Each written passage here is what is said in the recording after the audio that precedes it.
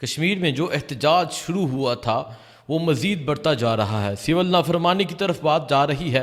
حالات کشیدہ ہو چکے ہیں، جنگ کی صورتحال وہاں پیدا ہو چکی ہے، وہاں امن و امان ختم ہو چکا ہے، پولیس کی گاڑیاں جلائی جا رہی ہیں، مظاہرین پر تشدد کیا جا رہا ہے، ہلاکتیں ہو چکی ہیں۔ کیا کچھ ہو رہا ہے آپ کو آج کے ولاگ میں بتاؤں گا۔ سب سے پہلے آپ سے گزارش ہے نیا پاکستان یوٹیوب چینل کو سبسکرائب کریں تاکہ آپ کو اپڈیٹ دیتے رہیں۔ کشمیر کے لوگ بخوبی جانتے ہیں کشمیری احتجاج کیوں کر رہے ہیں، لیکن میں اوورسیز پاکستانیوں کو، میں پاکستان میں بسنے والے شہریوں کو پہلے تو بتانا چاہوں گا احتجاج کی میں نے پچھلے ولاگ میں بتایا جتنے مطالبات تھے، لیکن دو جو مین مطالبے ہیں، ایک آٹا سستا کیا جائے، دوسرا بجلی سستی کی جائے۔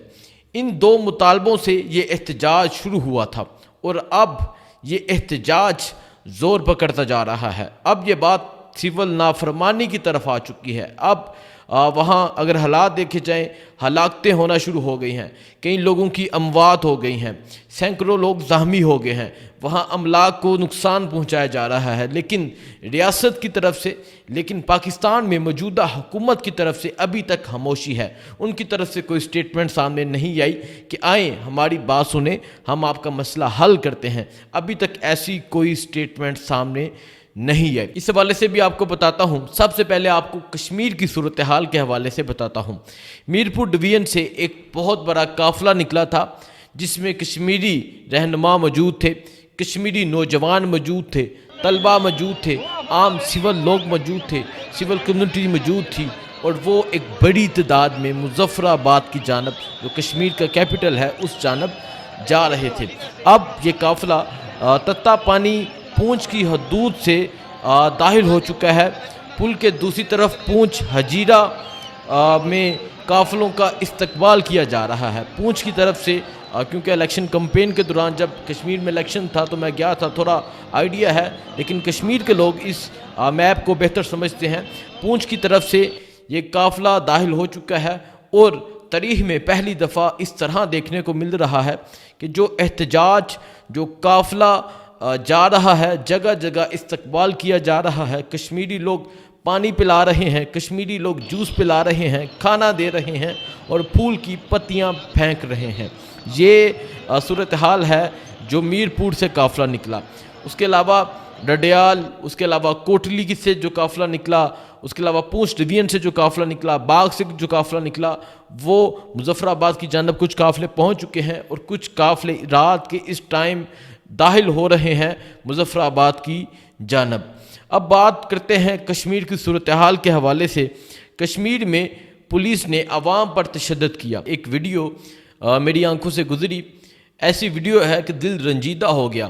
ایک نوجوان پولیس کے تشدد سے بچنے کے لیے کود پڑا اور وہ دریائے نیلم میں جا گرا۔ اور اس کے علاوہ ایک اور ویڈیو میری نظر سے گزری، سیدھی گولیاں ماری جا رہی ہیں، نوجوان کے پیٹ پہ گولی لگی۔ میں وہ ویڈیو نہیں چلا سکتا، وائلیشن آ جائے گی۔ جس طرح نوجوان کا خون بہہ رہا ہے، یہ گولی مارنے کے آرڈر کس نے دیے؟ کس نے آرڈر دیے کہ عوام پر تشدد کیا جائے؟ پہلے عوام پہ تشدد کیا گیا، اس کے بعد عوام مشتعل ہوئی، اور عوام نے جس طرح پھر پولیس والوں کے ساتھ کیا نہیں ہونا چاہیے۔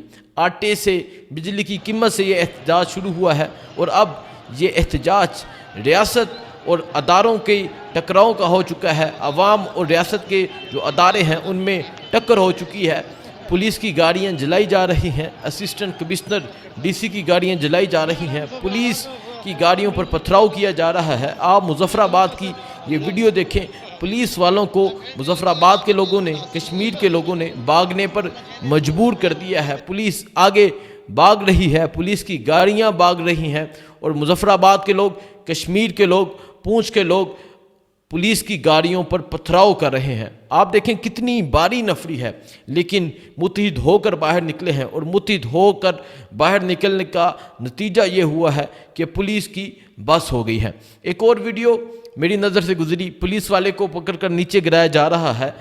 یہ حالات ایسے پیدا ہو گئے ہیں، نہیں ہونے چاہیے۔ ایک پولیس والے کی ڈیتھ ہو گئی، ایک پولیس والا اے ایس آئی تھا جس کی ڈیتھ ہوئی ہے، فاروق نام ہے آئی تھنک ان کا، ان کی ڈیتھ ہوئی ہے۔ میں آپ کو ڈیٹیل بتا دیتا ہوں اس پولیس والے کے حوالے سے۔ عدنان فاروق قریشی اس پولیس والے کا نام ہے، میرپور آزاد کشمیر تھانہ تھوتھال میں یہ تعینات تھے، گولی لگنے سے ان کی ڈیتھ ہو گئی ہے۔ اور دوسری طرف ایک نوجوان، جیسا کہ میں نے ذکر کیا، وہ خود کو بچانے کے لیے اس نے نیچے کی طرف آنا چاہا، لیکن اس کا ہاتھ ٹوٹ گیا اور سیدھا جا کے وہ دریائے نیلم میں گرا۔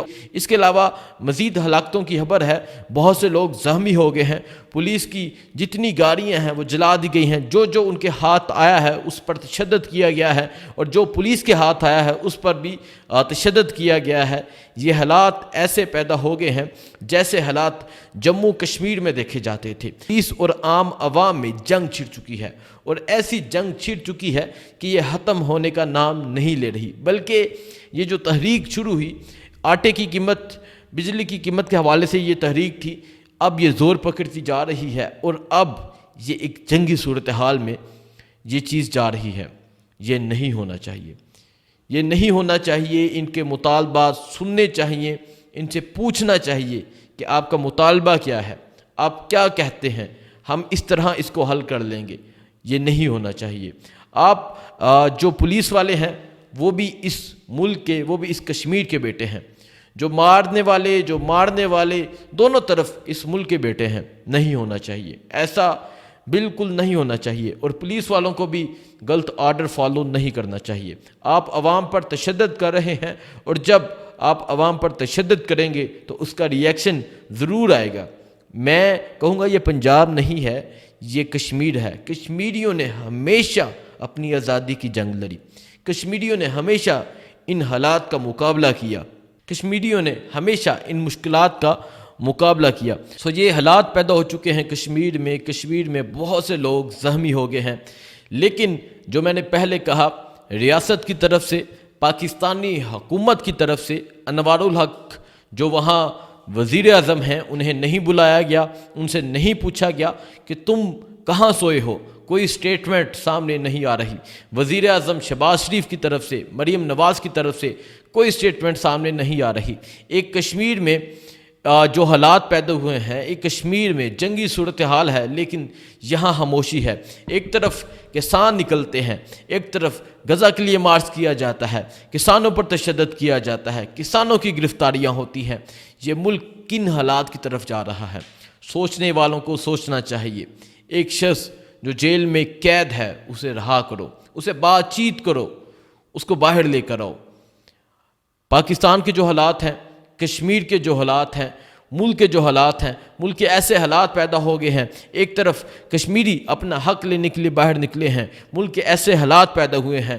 ایک طرف بہاول نگر کے واقعہ ہوتا ہے، ایک طرف کھاڑیاں کا واقعہ ہوتا ہے، لاہور میں کسان باہر نکل آتے ہیں، لاہور میں کسانوں کو گرفتار کیا جاتا ہے۔ اس طرح کی سچویشن یہ ملک کے لیے بہت الارمنگ سچویشن ہے۔ ملک کے حالات مزید بدتر ہوتے جا رہے ہیں۔ جو یہ دعویٰ کرتے تھے ہم آئیں گے 300 یونٹ تک بجلی مفت دیں گے، کشمیری کیا مانگ رہے ہیں؟ بجلی سستی مانگ رہے ہیں، مفت نہیں مانگ رہے۔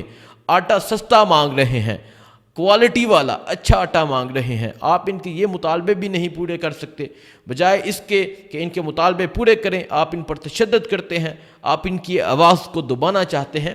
لیکن یہ سمجھیں یہ حالات خراب ہوتے جائیں گے۔ آپ جتنا لوگوں کو دبانے کی کوشش کریں گے، لوگ ابھرتے جائیں گے، اور لوگ آپ کو آپ کے انجام تک پہنچائیں گے۔ آپ کو ابھی بھی وقت ہے، بیٹھ کر سوچیں، ان معاملات کو حل کریں۔ بہت شکریہ، اللہ حافظ۔